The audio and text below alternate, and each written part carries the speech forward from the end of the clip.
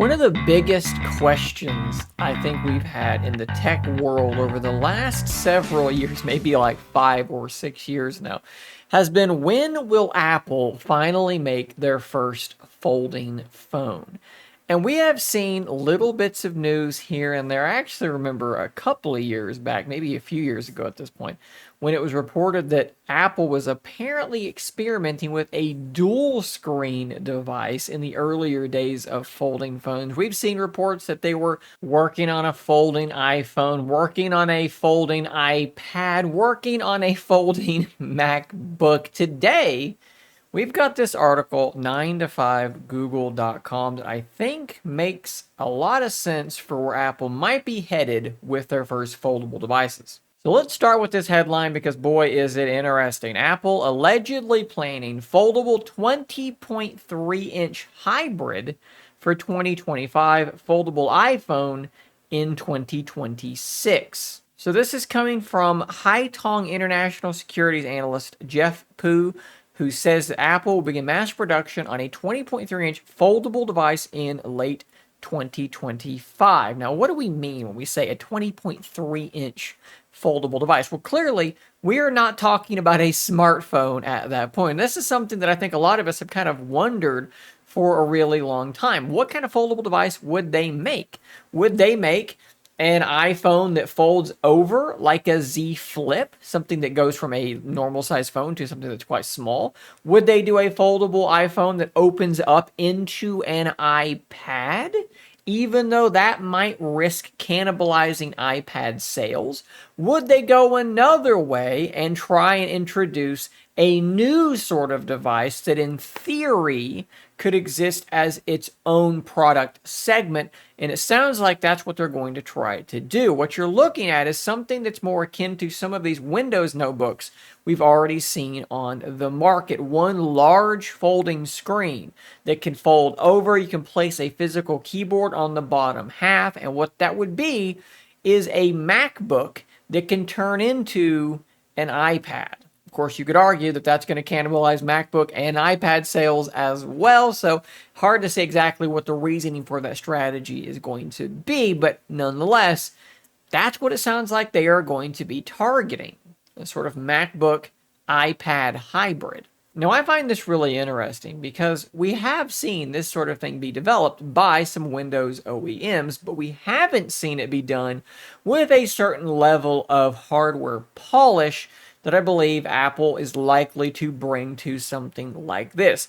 Likewise, the software has to absolutely be in place as well. What OS is this thing going to run? Logically, since it's a larger device with presumably a keyboard attachment, you're thinking probably Mac OS. But then when you open the thing up, is Apple going to ship a product that is just a touchscreen device that only has Mac OS, or are they going to build some sort of custom skin so that when you take the keyboard off and open it up to its full size, it shifts into a sort of iPad OS style thing? Look, everything's running these M processors now. The software is becoming more ubiquitous.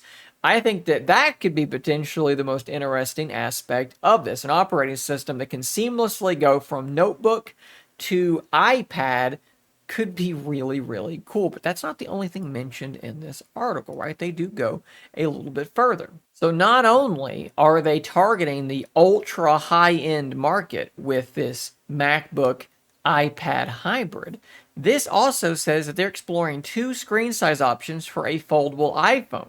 7.9 inches and 8.3 inches. And there's nothing really else in this article. But I want to point something out to you. This is the GSM Arena page for the iPhone 15 Pro Max, and that's a 6.7-inch screen. That's the largest iPhone that they make. These screen sizes are not the screen sizes of a Z Flip style device. These screen sizes are for Z Fold, or in this case, OnePlus Open, style devices. Apple might be doing both of the things that I think most of us wanted to see them do. And I think that's a really interesting tactic for them to take. Yes, we are seeing these fold-style devices gain more and more momentum, but the flip devices have consistently sold better. It appears as though Apple may be foregoing that flip market and targeting the fold market instead. This is very, very interesting. That being said, I think if you asked iPhone users, hey, would you like an iPhone that opened up into an iPad? I think they'd probably be pretty on board. Ultra high end being the wording used here, though. How expensive are these devices going to be? I would expect, well, Samsung has kind of laid stake to that $1,800 price point. Google carried on with that same price point. Very few other OEMs like OnePlus have come in cheaper. I would expect Apple, they're going to want to present you this thing is very premium, and I think you're going to pay the price for it. I think $1,800 is going to be what you should be expecting very early right now in your mind, unless lots of things change between now and 2026. Same topic though, how will the OS work? Is this the iPhone OS and it transitions into the iPad OS?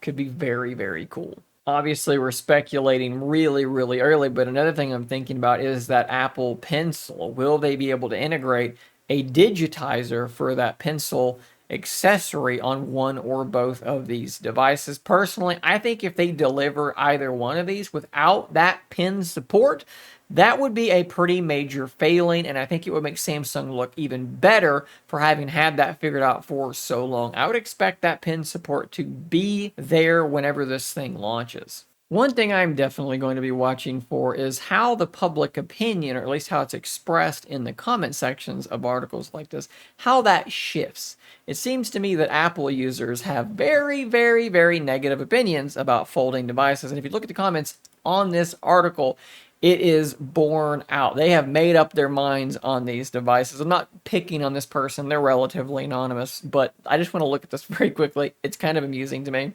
There is not one Samsung folding phone that I have not seen damaged in some way, shape, or form. So beyond just that being difficult to read, that's crazy. Let me do this real quick. Here's a Samsung folding device that is not damaged in any way, shape, or form. It's dead. I'm charging it, but it's not damaged. So now, if you're watching this, now you've seen one. This idea that all of them are damaged is just silly.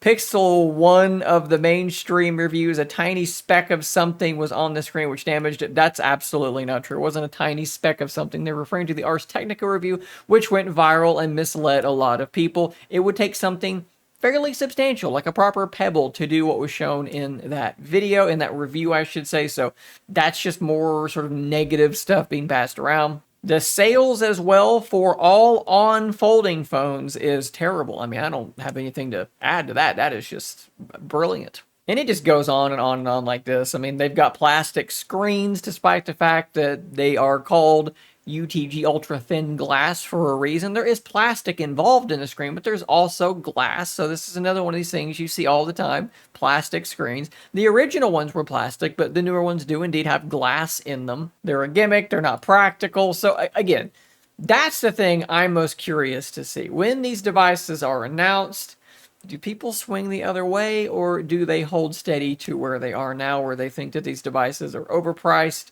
they're going to break, they're terrible, the crease is terrible, the plastic screens are terrible, or are they going to see an Apple logo on it and maybe change their mind a little bit? At any rate, guys, I will drop a link to this article in the description down below, so that if you want to go check it out, you are free to do so. But I would love to hear what you think about all this stuff. I know some people who went from being Apple iPhone users to Z Fold users because they really love that new tech, the flexibility, the ability to go from phone to tablet in an instant.